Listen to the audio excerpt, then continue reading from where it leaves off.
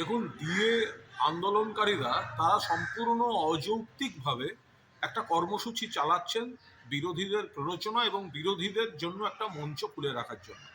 কেন্দ্রীয় সরকার বকেয়া দিচ্ছে না বাংলায়, বিপুল টাকা আটকে, সে নিয়ে তাদের মুখে কথা নেই। তারা যখন দিল্লি যান তখন হিন্দু মহাসভার পৃষ্ঠপোষকতায় থাকেন।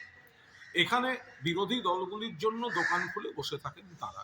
মাননীয় মুখ্যমন্ত্রী চেষ্টা করছেন সীমিত সামর্থ্যে যতটা দেওয়ার, খোলাখুলি বলেছেন।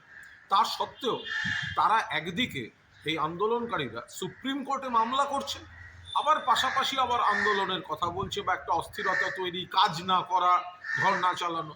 শুভেন্দু অধিকারী সেখানে গিয়ে বলছেন যে তাদের যে এই অনশন বা ইত্যাদি চলছে, আগুন জ্বলবে।